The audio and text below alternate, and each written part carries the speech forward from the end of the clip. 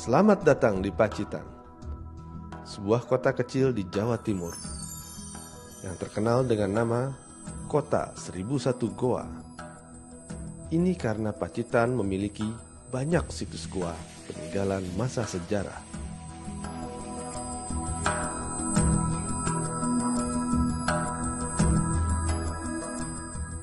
Selain terkenal dengan goanya, Pacitan juga memiliki sebuah pondok pesantren yang berumur ratusan tahun yang sudah ada sebelum berdirinya Republik Indonesia.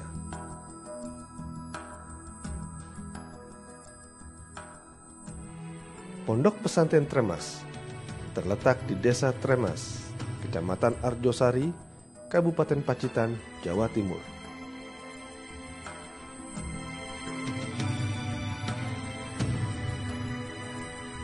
Didirikan pada tahun 1830 oleh Kiai Haji Abdul Manan.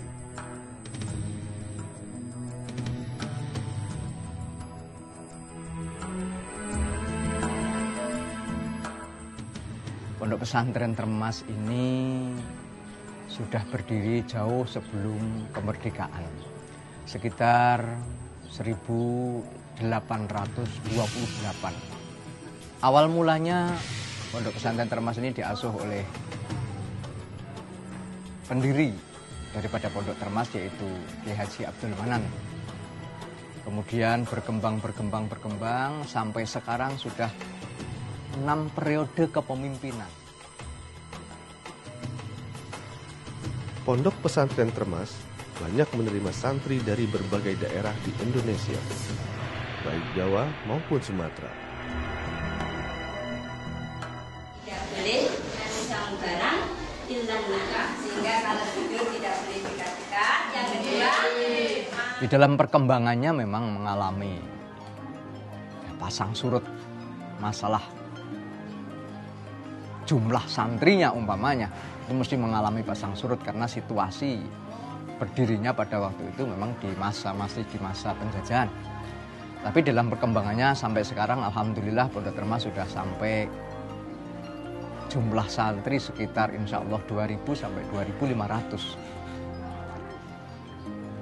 Dengan jenjang pendidikan mulai dari yang paling dasar sampai kepada perguruan tinggi, yaitu Mahat Ali At-Talmas.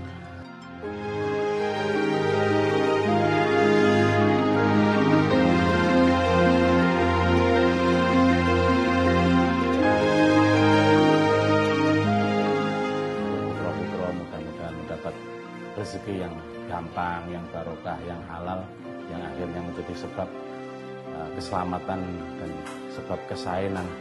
Selamat dunyane, selamat akhirate, lan pinaringono kesainan sae dunyane ugi sae akhirate. Monggo sareng-sareng nggih. Al-Fatihah. Setiap santri yang baru masuk, pihak Pondok Pesantren Tremas selalu melakukan ijab kabul atau serah terima santri dari pihak keluarga ke pihak pesantren.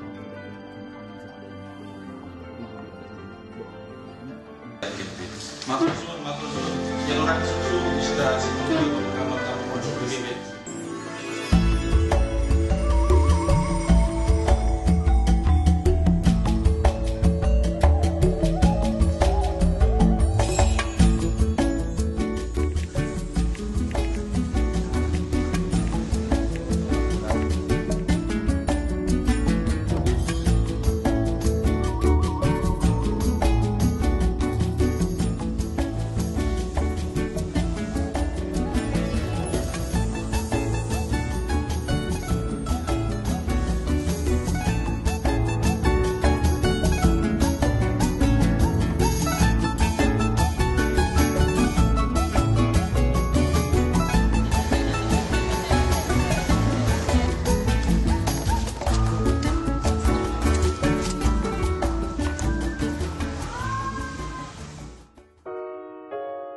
Pondok Pesantren Tremas ini termasuk pondok pesantren tradisional yang kemudian terkenal dengan sebutan pesantren Salafi.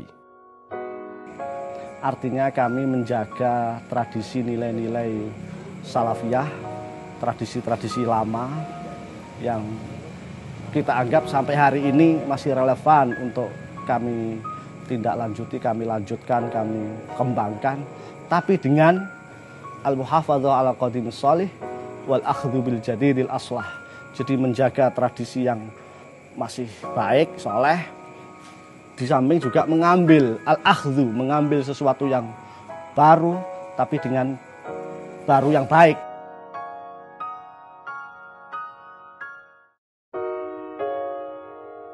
Salah satu ciri pesantren Salafi adalah pembelajaran membedah kitab-kitab atau buku-buku klasik termasuk Al-Quran.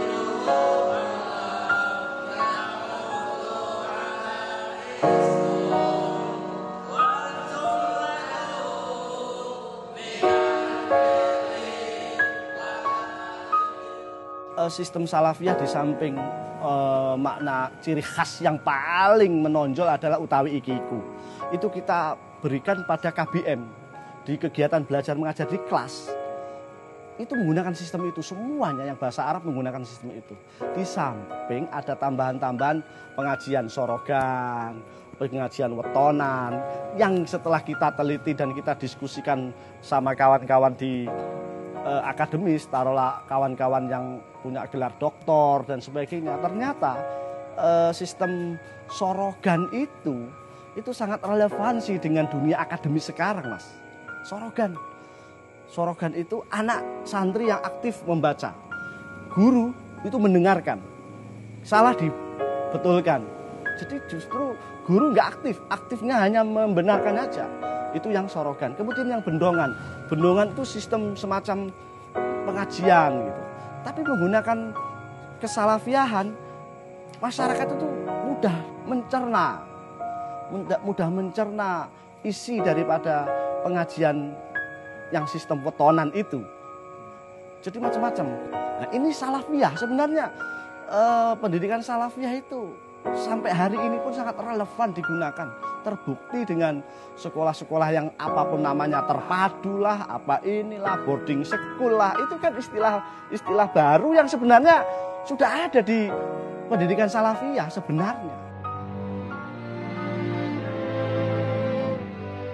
Sejak didirikannya sampai sekarang, Pondok Pesantren Termas memiliki tujuan yang mulia.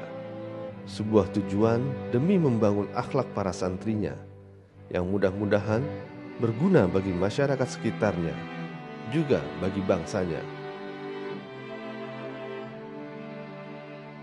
Banyak alumni dari Pondok Pesantren Termas ini, atau hasil daripada didikan Pondok Termas ini di berbagai bidang. Memang Termas tidak mencetak untuk menjadi seorang pemimpin pondok pesantren, tapi memang Termas mencetak insan-insan yang siap mengabdi kepada masyarakat. Oleh karena itu banyak santri setelah pulang ke rumah masing-masing mengabdikan diri kepada masyarakat, itu bisa menjadi pimpinan pondok pesantren, bisa menjadi pejabat negara, bisa menjadi tokoh masyarakat. Jadi banyak.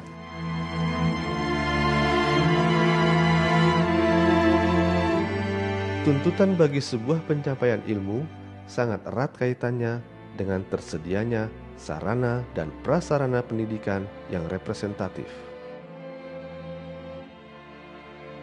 Pada tanggal 18 Februari 2012 diresmikanlah pendidikan vokasional yang ada di Pondok Termas. Itu diperuntukkan untuk para santri yang sudah lulus tamat kelas 3 aliyah.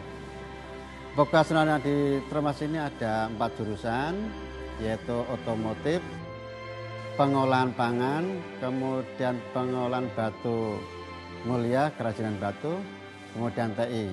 Alhamdulillah kegiatannya sampai sekarang sudah berjalan untuk mendidik anak tersebut. Tujuan vokasionalnya Pondok Termas ini membekali kepada anak untuk keterampilan di samping memanage. Misalkan anak mampu menjadi bengkel, montir, bengkel sepeda motor. Bukan berarti santri ini harus menjadi bengkel. Ketika mereka mengemban ilmu harus mengajar. Nah, dia punya bengkel tersebut. Mereka mendidik masyarakat lingkungan untuk memegang bengkel, dia sebagai manajernya bengkel, dia bisa mengajar. Jadi arahnya ke situ, bukan berarti mencetak menjadi orang yang bengkel kerjanya di bengkel, bukan.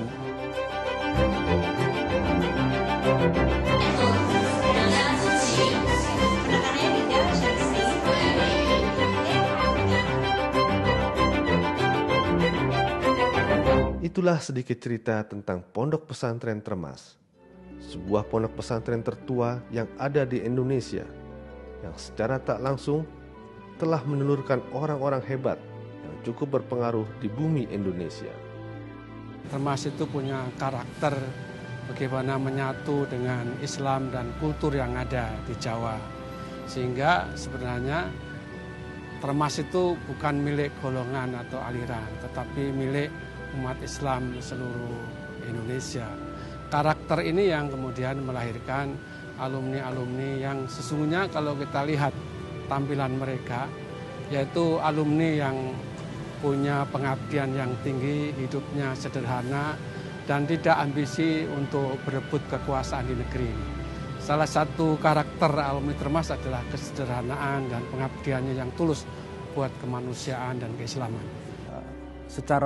Secara edukasi, secara karakter, pesantren Termas melahirkan alumni-alumni yang punya bobot keagamaan dan juga ilmu-ilmu pengetahuan. Salah satu contoh adalah Profesor Dr. Muktiali yang menjadi Menteri Agama.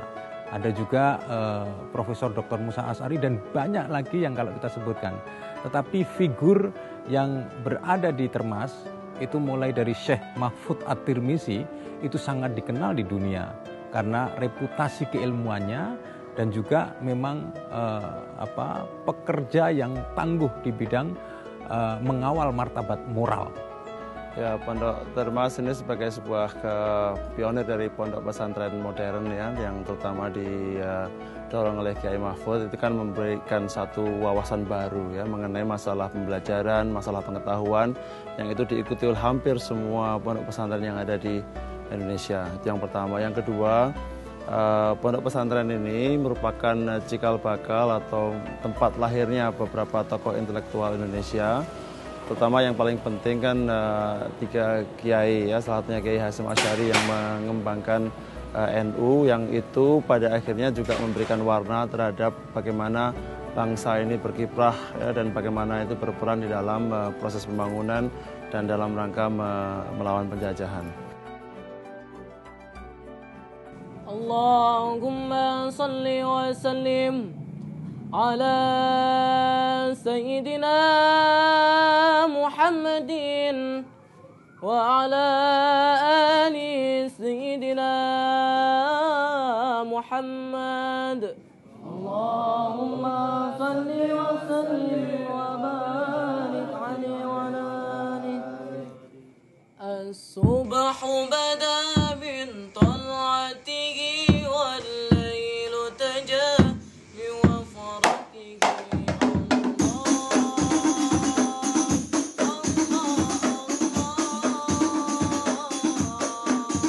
Pondok Pesantren Termas, meski sebuah pondok pesantren tertua di Indonesia, kini terus membenahi diri untuk menghadapi perkembangan zaman.